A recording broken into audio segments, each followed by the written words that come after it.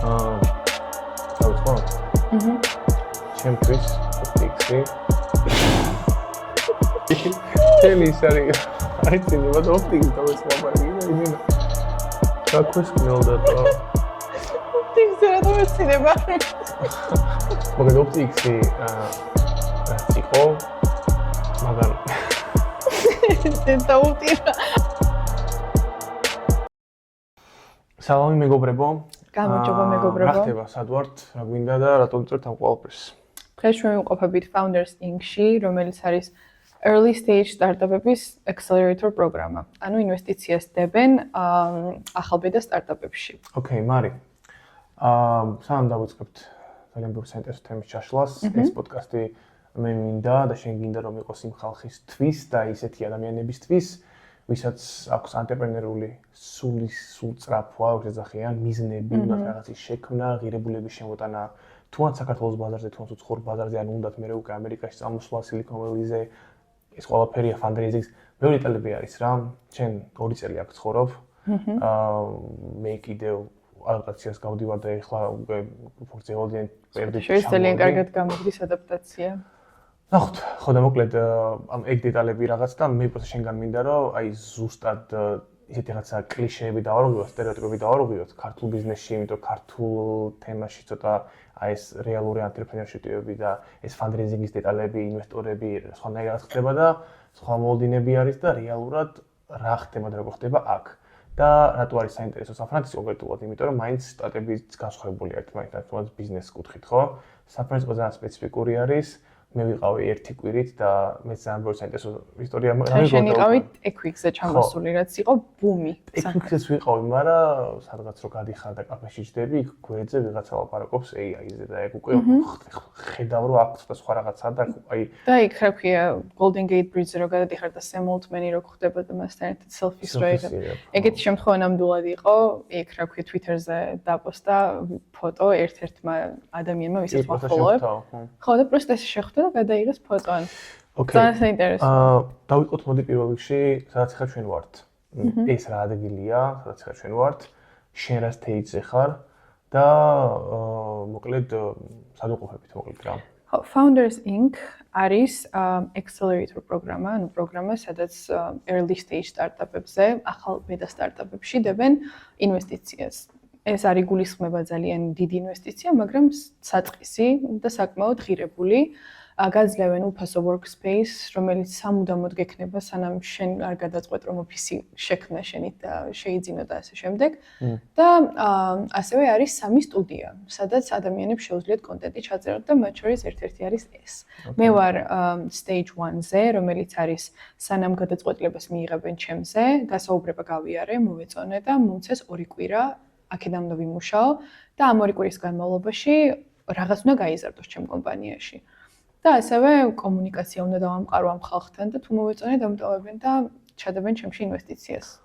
ესეთი ტიპის სივრცე, ესეთი ტიპის community όπως ძახიან რა საზოგადოება ანტრეპრენერისთვის და დამწყების სტარტაპერისთვის რატო არის ბენეფიტური და რა ღირებულებიც და ასე ვთქვათ სარგებლის მომდავრია.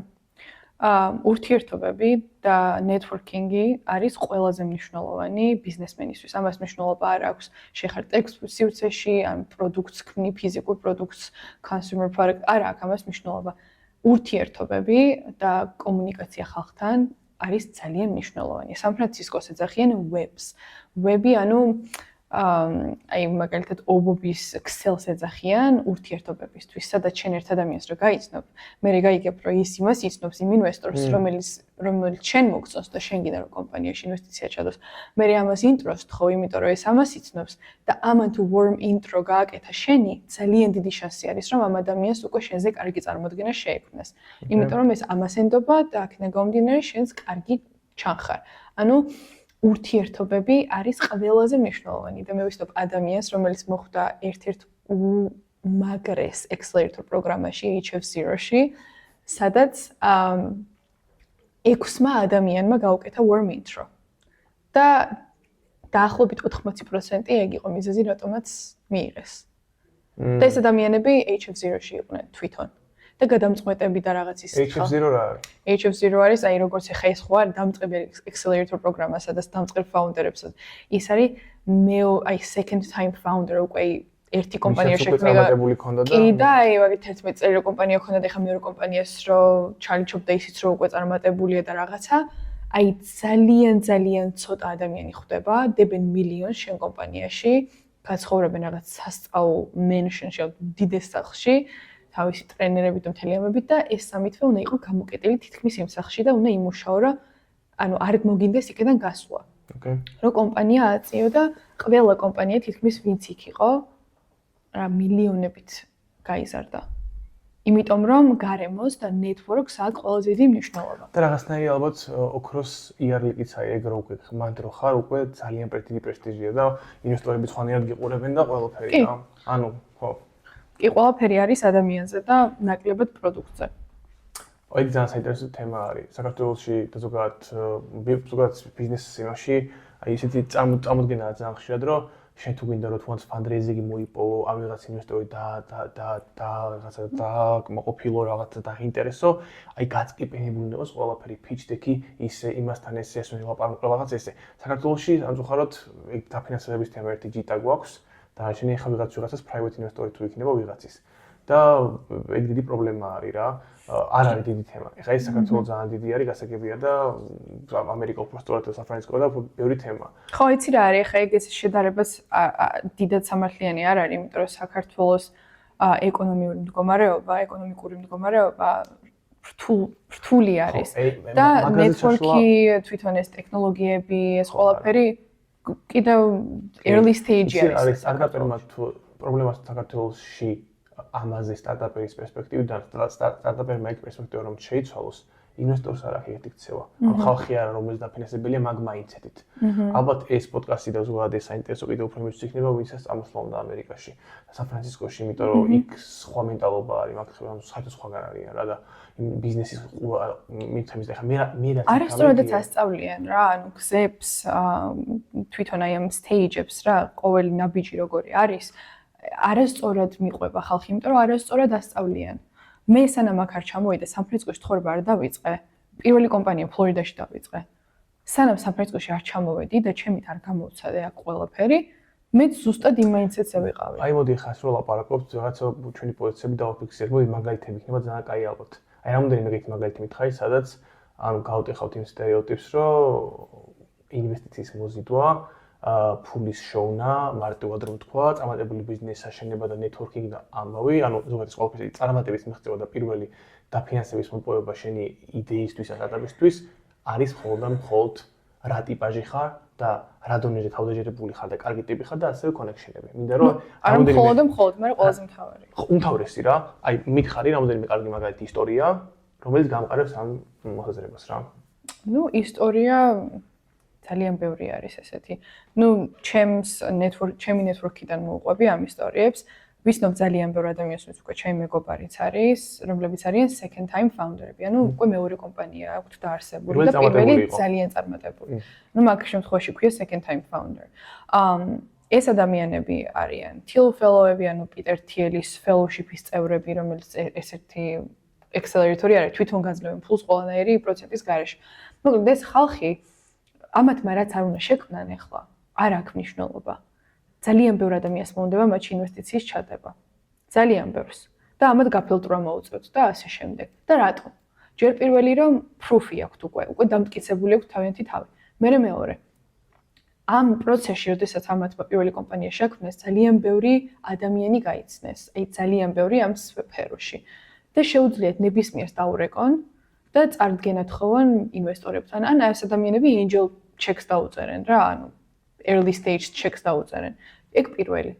და თუ შენ second time founder-ი არ ხარ, უნდა ადგე და მთელი შენი გარემო უნდა შეიცვალო. ან შეიცვალე შენი ლოკაცია და გადადი სან-ფრანცისკოში, ან ისეთ ქალაქში, სადაც ნუ რაღაც მაგ თუ კრიპტოში ხარ, წადი მაიამიში, ან რაღაც რა ვიცი.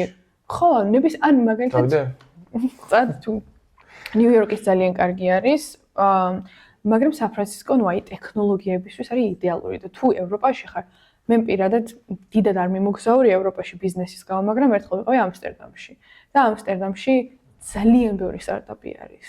აი სასწაული არის იქაური networking-ი. იმდენ ადამიანს ვისმებ და იმდენი ახალგაზრდა არის, რომელიც ტექნოლოგიებში, რობოტიკსში, მაგალითად content creation-ში ძალიან წარმატებული კომპანიები არის.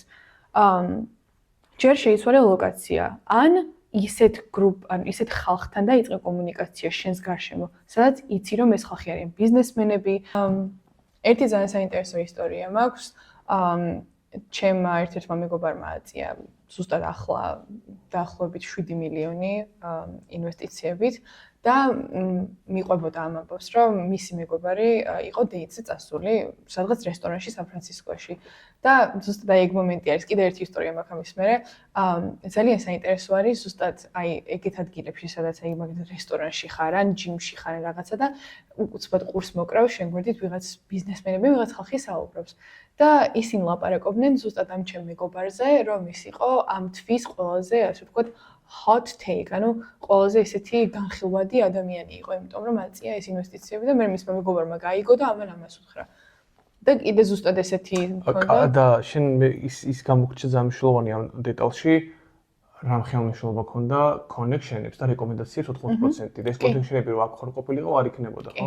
ძალიან დიდი შანსი არის, რომ ეს ადამიანები, ვინც საუბრობდნენ ამ ადამიანზე, იყვნენ ერთ-ერთი მათი დამფინანსებლის ან მეგობარი, ან პარტნიორი, ან რაღაც ეგეთი. ყველა ერთმანეთს იცნობს. საკმაოდ პატარა ქალაქი არის, ასე ვთქვათ, ასეთი დიდი ბიზნეს სფეროს, ჩემი აზრით, ყველა ერთმანეთს იცნობს. და კიდე ერთი იყო, მე და ჩემი პარტნიორი ბენი ვისხედით ერთ-ერთ რესტორანში და ჩვენ ერთი მეგობარი გვყავს, რომელიც ინვესტიციას აწევას ცდილობდა და გადიოდა ძალიან ბევრ მიტინგებს, შეხვედრებს და ლაპარაკობს რაღაცა და უცბად ბენი გაჩერდა და ყურს უგდებს ამ ხალხს და მეთქი რატო უსმენ თქო რა და მგონია ჩემ მეგობარზე ლაპარაკობენა და მეთქი საიდან იცით თქო და გუშინ შეხვედრა ქონდა და ზუსტად ისე აღწერენ როგორც ამასო და მე ჩუმად ფოტო გადავუღე ამან გაუგზავნა იმას და ამათთან შეხვედრა მქონდა გუშინო და მაგარს ლანძღავდეს ხოშორის მაგრამ ანუ უკვე წინასწარი იცოდა გადაწყვეტილება რა ძალიან საინტერესო არის და ზუსტად ის არის რომ შენი კონექშენების გამო და იმის გამო რომ შენ მიდიხარ ყველა ივენტზე იცნობ ხალხს არ გერიდება მისვლა რომ პირველი იყო კითხვები დასვა ყველაფერს თulis ხალხი გიმახსოვრებს მე ამ ერთ კვირაში არ ჩამოვედი და მაინც მოვასწავდი რამაც აი ჩემი სიგიჟე გამოიწვია იყო ის რომ ამ ივენტებზე რომ დავდიოდი ნუ ხა კი ჩამოვედი ერთი კვირით და 10 დღით მაგრამ და ორი კვირით უბრალოდ მაგრამ ვიყავი ძალიან სპეციფიკურად ჩაჭერა მქონდა ივენტებზე ნუ დიდი შანსი იყო რომ ბევრი ისეთი გამოცდილება მქონდა ანტრეპრენორული ცხოვრებიდან და მივიღო და ტექნიკზე ვიყავით სან-ფრანცისკოს ტექნიკზე ვიყავით ჩამოსული და ერთი ტიპი იყო ან ზოგადად ჯეიმდეს შევხვდით იმდენთან ისე ჩოლებრივი საუბარი ლაპარაკი და რო შეხედავთ იდეაში ჩოლებრივი ტიპია შენ ანუ არაფერი განსაკუთრებული იქ რა ფეხბურთზე ლაპარაკებთ რა სჭამდა საქართველოში ხარ ხინკალი ხაჭაპური ის კითხვის რა ვიცი არაფერი განსაკუთრებული კაი ჯიგარი ტიპები და მე გადადიხარ LinkedIn-ზე ამატები ხარ და იმ დღეს ამატებ ხოლმე 100-ს LinkedIn-ზე connection-ების კულტურა რო გამიცვალ LinkedIn-ი ხა მაშინ არ აკვირდები. ხა მე რომ მოდიხარ ნახულობ ვინც დაამატე და ანუ აი ტიპები იყვნენ, რა ვიცი, ერთი იყო ვერსელში მუშაობდა, საკმაოდ ძველი სტარტაპერი იყო, ერთი ტიპი იყო ბრიტანეთის ბანკის საკმაოდ დიდ პოსტზე იყო და ყველა ტექ ფაუნდერი ხო არის, ყველა რაღაცას build-out-ს, ანუ იმდენი რეაქციები connection-ები ანუ ძალიან ბევრი წარმატებული ხალხი, აწეული მილიონებით და ამ ადამიანებთან წერან იდექი და ლაპარაკობდი რაღაცეებზე. ანუ ეგ არის რომ ძალიან ბევრ სერიოზულ ადამიანს ხვდები ერთად. და შეგიძლია დაიმეგობრო და ანუ ყველა აქ იკრავს. ხო, ანუ მე მოგეთ კრიპტოში ვიყავი. და კრიპტოში ოპტიქსი გახსოვს, ხო რაც მოხდა და ამ ხელფული აიწია და რაღაცა ვიყავი ჩემთან სახში დიღომში ვიჯექი ოთახში. მაგრამ შენ რა ყოფილიყავი სხვანაირად იქნება. მაგრამ ხო, ჩემი мотивациით, ჩემი ერთ-ერთი ნაკლი, ერთ-ერთი კი არა, ნაკლი ბევრი მაქვს ალბათ, მაგრამ ერთი ჩემი ხო რაღაცა ადამიანი ქარაქტერი და დარტყმა 80, ხმალი ახტომა 70 რაღაცა. აი მართლა ძალიან ცოტა მაქვს connection-ები. ანუ connection-ები იყო ჩემი ძალიან ყოველთვის დიდი მინუსი არის ხო connection-ები მაქვს, მაგრამ აი აქაური connection-ები. რაც გაკლდა ყველაზე მეტი. ხო, იმიტომ რომ ანუ ადამიანები არიან არაფერს არ წარმოადგენენ და არიან ძალიან დიდრები connection-ებით. და მე ვფიქრობ რაც შევქმენი აი community შევქმენი TikTok influencing ანუ იდეაში ყველაფერი ჩემი გამანგრია ეგ იყო და საბოლოოდ ეგ ძალიან მნიშვნელოვანია. და ჩემი ამერიკაში წამოთვის მუღამიც ეგ იყო. თორე AI startups და იმას კრიპტოს იდეას გავუშვებ, მაგრამ connection-ები და ურთიერთობები და ყველაფერი აი ეგ უკვე აი არის მაგაზე გამახსენდა თემა რა.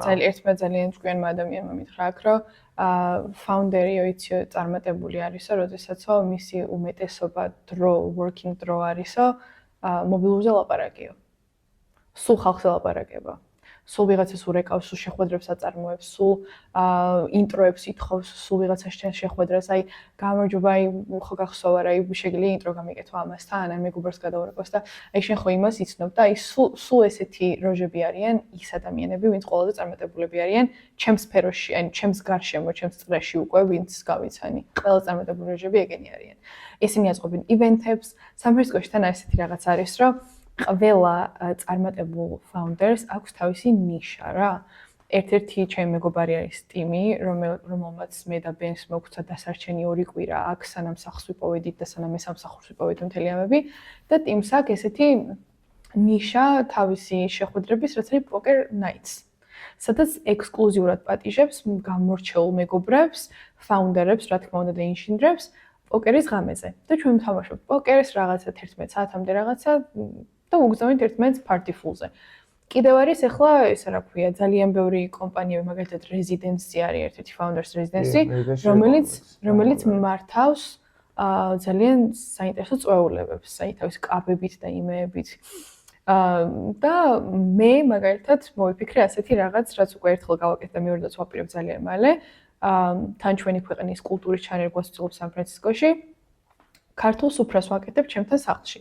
25 ადამიანი მყავდა დაპატიჟებული, ინვესტორები და დამფუძნებლები. და ერთ-ერთი მათგანიც იყო ჯიტას დამფუძნებელი ბატონი ირაკლი ქაშიბაძე, რომელთანაც მე უკვე შეხვედრა მქონდა ძალიან ბევრჯერ, ვიდეოს დავდე YouTube-ზე ერთად, რომ ბერკლიში რო ვიყავით ჰაიკინგზე წასული და მათთან ინტერვიუც მქონდა, ეხლა ცოტა ხნის წინ YouTube-ზე დავდე და ძალიან აი ეს კავშირები სხვათა შორის ეხლა შენ რო ისტორიებს მეკითხებოდი ირაკლისთან შეხვედრა ძალიან საინტერესო იყო. მე ტექვიქზე შენც გაიცანი ეგ ტიპი, იტალიელი ტიპი იყო ანტონიო. მე ამ ანტონიოს მე ცალკე შევხვდი, ვილაპარაკეთ ბიზნესზე და რაღაცეებზე და მე ეს ანტონიო წავიდა TechCrunch-ზე, რომელიც ერთ-ერთი ივენთი არის სან-ფრანცისკოში, სადაც შენი კომპანიის წარდგენა შეგიძლია და TechCrunch-ზე თავისი booth ედგა. ანუ ასე ვთქვათ, reception, სადაც თავის პლატფორმას კი არა და თავის პროდუქტს აჩვენებდა ინვესტორებს და იქ ჩამოიარა ირაკლი ქაშიბაძე. და გაჩერდა და დაიწყეს ლაპარაკი და ირაკლი მუთხრა რომ მაინც რო იცოდიო მე მხოლოდ ქართულ სტარტაპებში ვდებ ინვესტიციასო და ამან გააჩერდა და მე ვიციო ძალიან მაგარი ქართული სტარტაპიო მარია არისო ერთი გოგო იმ დღეს გავიცანიო TechWeek-ზეო და უეჭველი უნდა გაგაცნოთ რაღაცა და საინტერესო წარმადგინეო ირაკლი მუთხრა და всё მე ეს ანტონიო მემწერს, მეუბნება ჯიმში ვარ, მეუბნება მარიო, ეს გავიცანიო რა რაღაცა და მეუყურებ და მეთქი ეს ჯიტას დამფუძნებელი არ არის რაღაც. ეს აი რა ქვია, გინდაო რომ წარგადგინო? მეთქი კარგი. ანტონიოს არ დაუდასტურა ამ ირაკლიმ თავისი ისა რა ქვია, მოწვევა და ბოლოს ისე გამოდიოდა რომ მე მაზავდი რა ყველანაირად შეხვედრას. და მე ახლა ვფიქრობდი რომ მეთქი ძალიან მინდა რომ ეს ადამიანი გავიცნო. არა მარტო იმიტომ რომ იმ პერიოდში fundraising-ს ვცდილობდი, მაგრამ თან მინდოდა რომ ქართველი წარმატებული, ეს ჯიტას დამფუძნებელი ჯიტა ერთ-ერთი უმნიშვნელოვანესი პროექტი არის საქართველოში ენტერპრენერებისთვის და tech სივრცეში. და ნახე LinkedIn-ზე ედო რაღაცას პოსტი ბატონ ირაკლის. და გადავწყვიტე რომ დამეკომენტარებინა, იმიტომ რომ ნახე რომ ყველას ულაიქებდა კომენტარს. დავუკომენტარე, დამილაიქა, მიპასუხა და მე გავუგზავნე მოწვევა. დამიდასტურე და დავპატიჟე იქ რა ქვია სუფრაზე. მოვიდა ჩურჩხელას მოგვიტანა და იმის მერე ძალიან კარგი ურთიერთობა გვაქვს და ძალიან ბევრ საინტერესო ადამიანებთან ვაკავშირებთ ერთმანეთს. და ძალიან საინტერესო იდეები აქვს სხვათა შორის ირაკლის და ვისაც ასე ვთქვათ გსურთ რომ ამ გზაზე წახვიდეთ, ეხლა ჩვენ ამ გზაზეც ვართ, ჯიტა ერთ-ერთი ძალიან კარგი საშუალება არის ქართველი ენტერპრენერებისთვის. ეს არის ერთ-ერთი უბრალოდ აი 100 ასე ვთქვათ ისტორიიდან რაც მე გამაჩნია. ერთი ისტორიასაც დავამატებ და ამით ჩავხუროთ, რომ პროსტა უბრალოდ უკაცრავად, ანუ ფიზიკური ცხოვრების მნიშვნელობა და ღირებულების ახსნა მივცეთ რა, ანუ არეალურ რამხელმშობლობა აქვს ლოკაციაზე ყოფნას და ფიზიკურ ურთიერთობებს.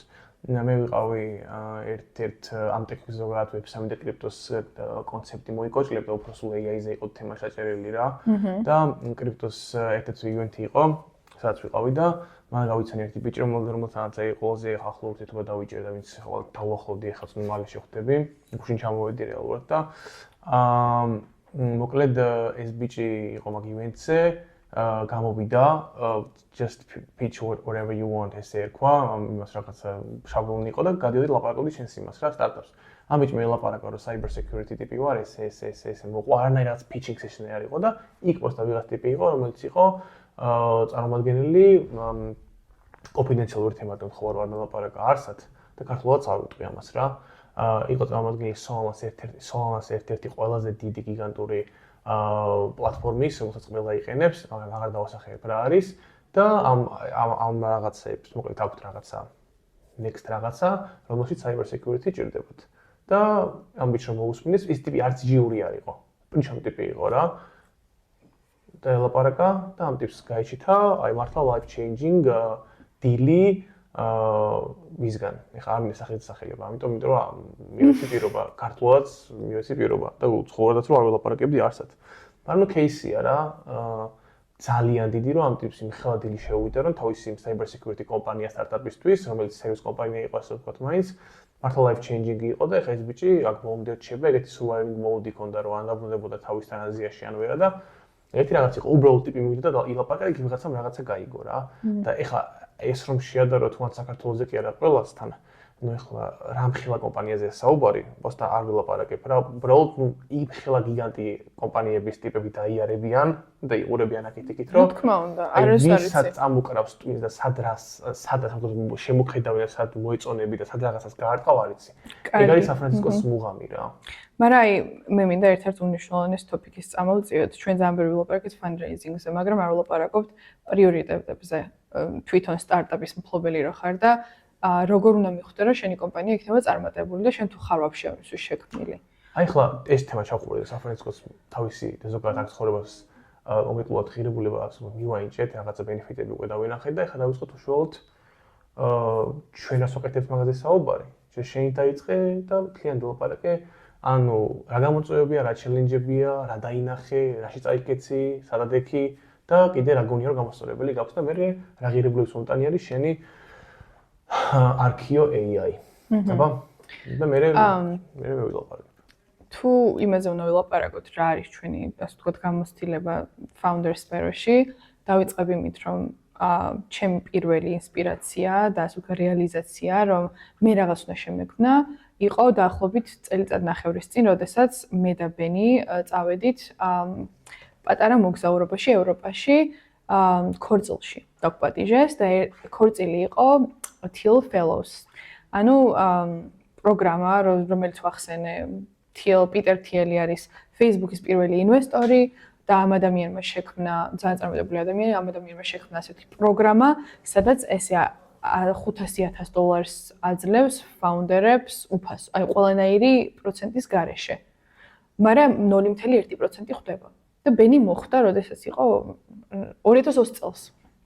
და მოკლედ მან შეიძინა ბენმა ძალიან ბევრი კავშირები და ეს კავშირებში იყვნენ ეს ახალგაზრდა ბავშვები რა, ახალგაზრდები იყვნენ ყველანი მის ასაკში. და რო წავედით ამ ქორწილში, ყველა იქ იყო თითქმის რა, მისი კლასიდან. და იქ გავიცანი ჩემი ახლანდელი უკვე ძალიან ბევრი მეგობარიც და რო დავინახე რომ ეს ახალგაზრდები ჩვეულებრივად ჩემხელები არიან, გამოიყურებიან ჩვეულებრივად, გოგოები, ბიჭები, ყველა რაღაც საინტერესოს აწყობდა, აკეთებდა ამ conversation-ებში, ამ საუბრებში მეც ვიყავი. აი გაუგნებული ვიყავი და არც მალავდი. მე ზოგადად ეგეთ რაღაცები არ მიტყდება რა. თუ მაგრად მევასები და თუ აი ძალიან მომწონ ხარ, პირდაპირ გეტყვი რომ რა მაგარი ხარ და ეგეთი ის მქონდა რა. და ველაპარაკე რამოდენიმე ადამიანს და იქ უკვე ვიცოდი რომ აი რას ვაკეთებ. უბრალოდ აი რას ვაკეთებ, როდესაც სამწუხაროდ ჩვენ საქართველოში არ გვაძლევენ ამის ასე ვთქვათ ეს ინსპირაცია არსად არ ჩანს. იმიტომ რომ შესაძლებლობები ნაკლები არის სამწუხაროდ, იმიტომ რომ ძალიან ბევრი ასე ვთქვათ მშიერი ახალგაზრდა არის, ვისაც სასწაული სკილები გააჩნია და არის ინოვაციური ქართული სტარტაპი, რომელიც ფულს წერს ქართულ ბაზარზე. ქართულ ბაზარზე? აი კომპანია დავრნა ბიჭ და ბობულა რაღაცებს არ გეუნები რა. ნო. სხვა რაღაც გარემო ფაქტორების გამო როა წარმატებული. ქართული სტარტაპი, ქართულ ბაზარზე. აი ინოვაციური ქართული სტარტაპი, რომელიც ფულს წერს რა. ფულს წერს, ფულს წერს.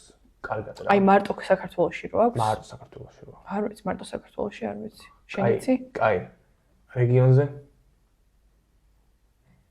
რეგიონზე? ხო, ანუ აი იყოს თუ გინდა ჩრდილოეთის, თუ გინდა სამხრეთი, აზერბაიჯანი, თურქეთი, სამხრეთი. ერთი კომპანია არის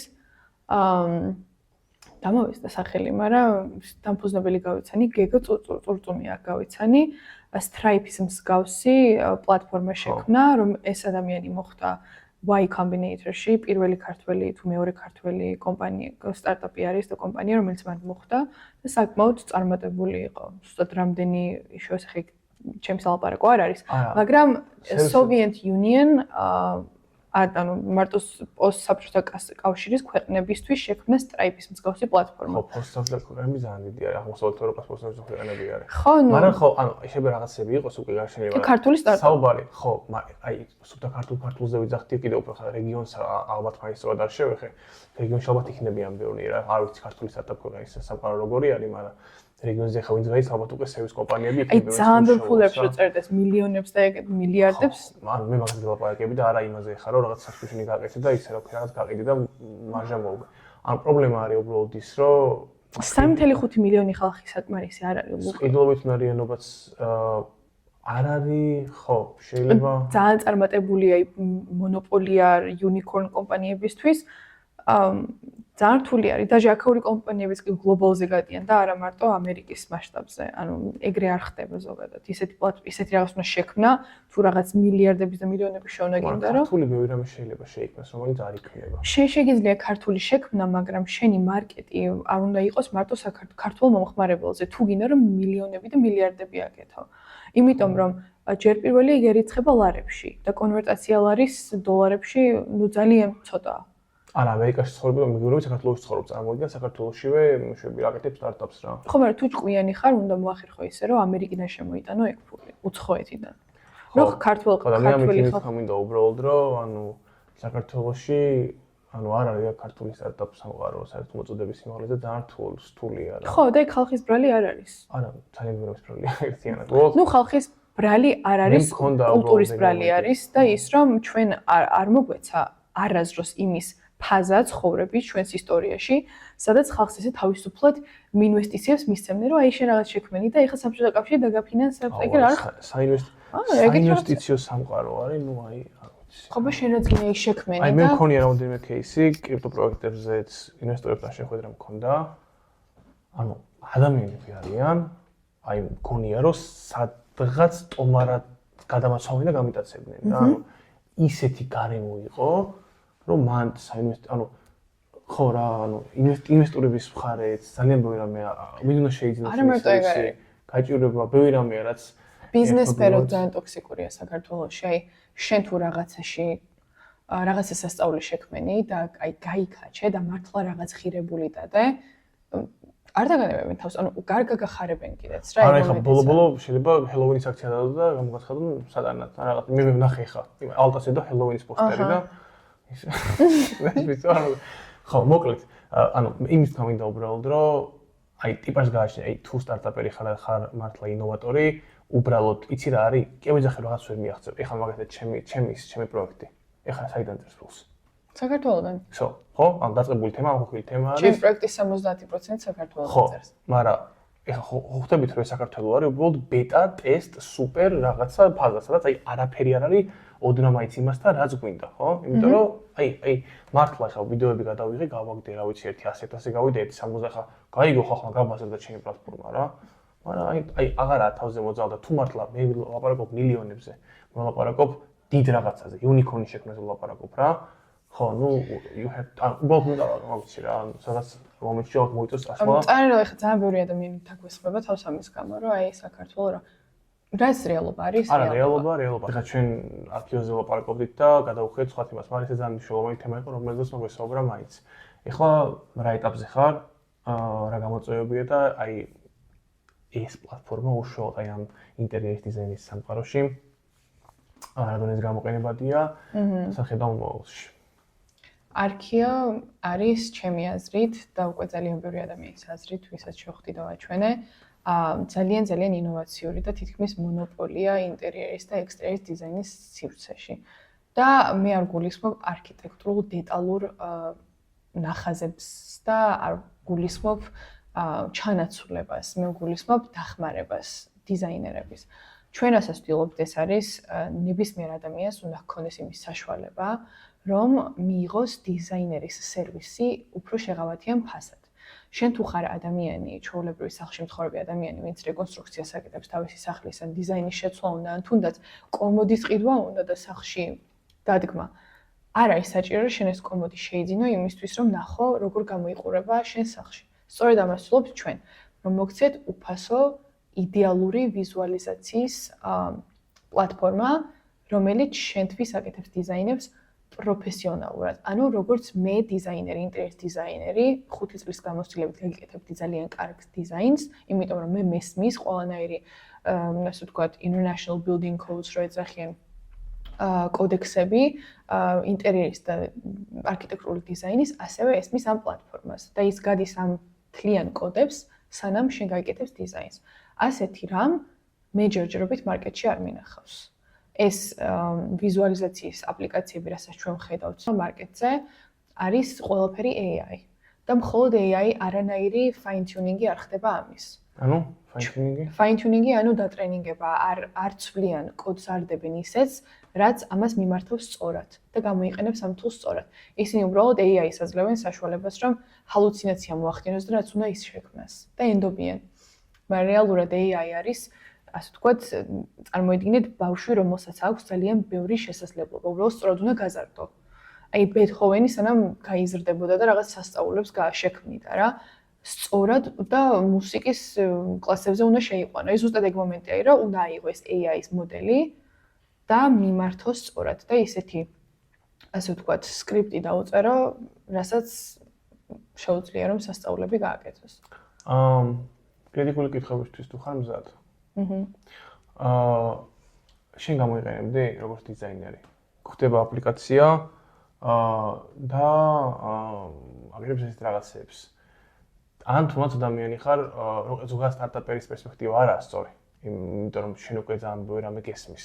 მაგრამ აი ჩვეულებრივი ტიპის, რომელსაც სჭირდება, რომელიც გადის ახალ სახლში, უნდა ინტერიერის ნახვა, რამდენად გამოსადეგარია და თუ გქონია მოხმარებლების პოზიტიური ფიდბექი ამაზე, რომ აი მართლა გამოვიყენე, დავზოგე, ანუ რაღაცა ხარჯი დავზოგე, რას ზოგავს, რა ფიქრებიან ადამიანს, რომ მე არქივი უნდა გამოვიყენო. ეგ ამთავარი და რას ფიქრობ?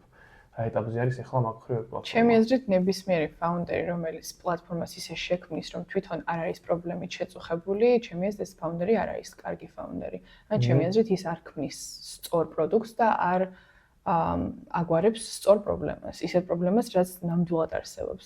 რანაირად უნდა შექმნა ისეთი რაღაც, რაც შენ თვითონ არ იცი. მე ვიყავი ჩემი ყველა, ასე ვთქვათ, მომხმარებლის ადგილას. მე ვიყავი ადამიანი, რომელსაც საკმარისი შესაძლებლობა არ ჰქონდა, რომ დიზაინერი დაიქირავებინა და რაღაც შეეცვალა.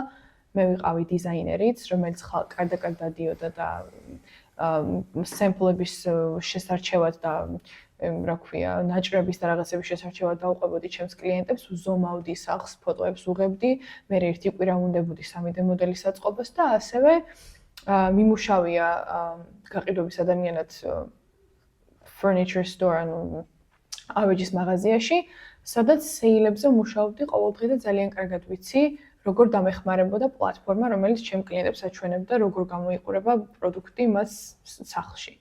ასე რომ ყველა ადგილას ვარ ნამყოფი და სწორედ ერთ-ერთი მთავარი მიზეზი, რატომაც გადავწყვიტე ამ პლატფორმის შექმნა, იყო ჩემი, ასე ვთქვათ, გადაწვა ამდენი back-end მუშაობისთვის.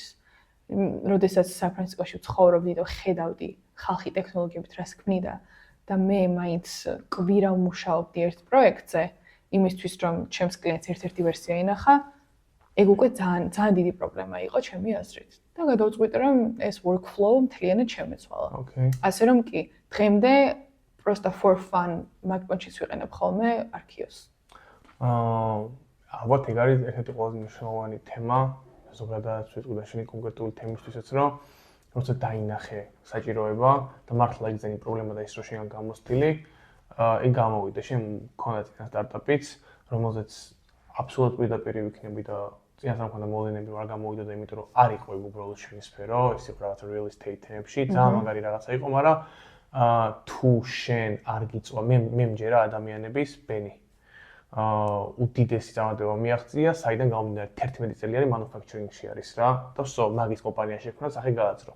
ადამიანს თუ არ გაქვს ანუ ეგ ბექი და ეგ ისტორია, როცა შენ ამ სფეროში წვალობდი, სახეს იხევდი, მანუალურად მუშაობდი, გინდა სამსახურში მუშაობდი ვიღაცთვის, მაგრამ აი ეს წლები უნდა გეტკინოს იმ სფეროში მუშაობით, რომ მე შენ რაღაცა სტარტაპი გააკეთე, უნდა თქვა, იმიტომ რომ მე ეგეთ ადამიანი თვალებათებული ლაპარაკება, რომ მე აი ამას რო ვაკეთებდი ესეა და ეხლა ეს შევქმენი. Optics.ai ჩემ პროექტი რომელიც იყო, ხო, research tool იყო კრიპტოში, researcher ვიყავი კრიპტოში, ვიდეოებს ვიღებდი. Audeki გავაავტომატიზირე. აი ეგრე ვლაპარაკობდი. წარმატებას მიაღწია. ანუ შენ თემაშიც რა, არქიო არის შენი, მარია არის არქიტექტორი და მარიამ შექმნა არქიტექტორისთვის და ინტერიერ დიზაინერისთვის მანუალური საქმიანობის ავტომატიზაცია. ის workflow რომელიც იყო წვალება, გადააქცია ხელოვნურ ინტელექტად რა.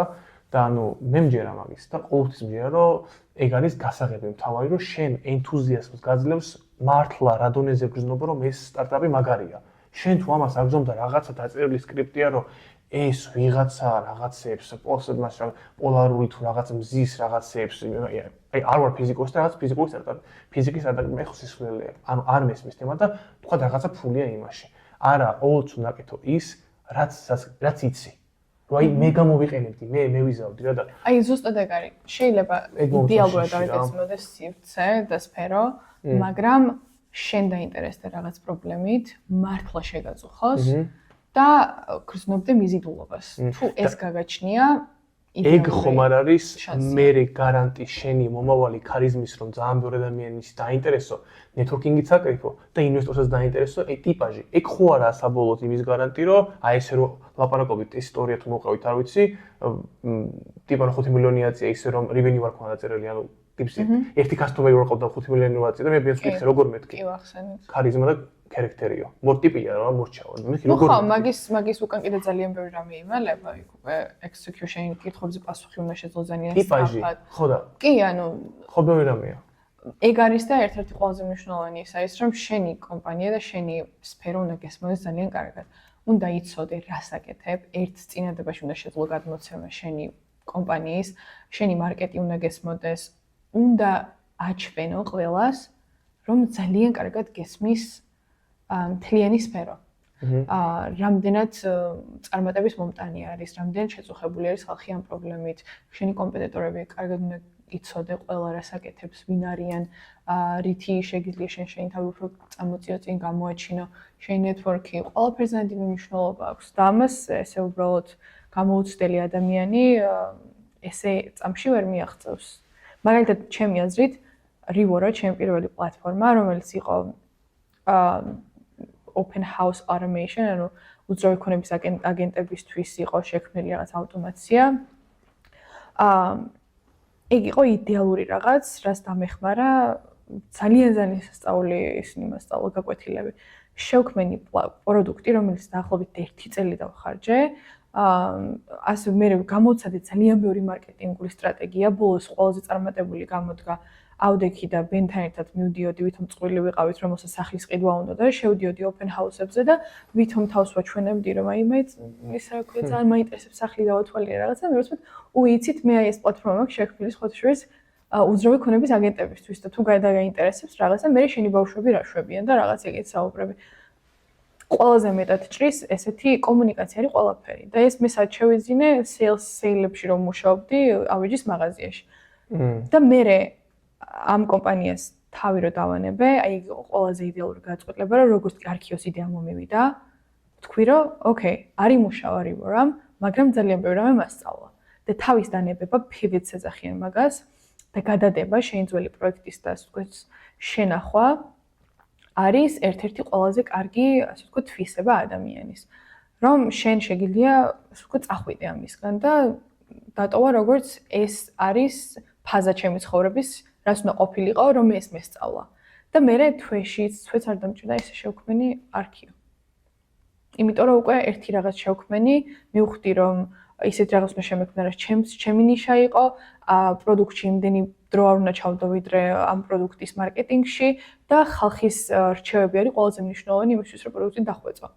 და სწორედ მაშინ მოხდა, რომ არქიოზე ისეთი იმეილები გავაგზავნე და ხალხი ისეთ რაღაცებს მწერდნენ, რომ აი შენი ის რა ქვია, პროექტით არქიოთი შევქმენი დიზაინი და ეხა მაგ დიზაინის მიხედვით ყიდულობ საღებავს ჩემი კედლებისთვის და გამოგიგზავნი ფოტოს და ორთოდონტულ კლინიკა აკეთებს ეხა ბათუმში მთლიანი კლინიკის დიზაინის არქიოთი.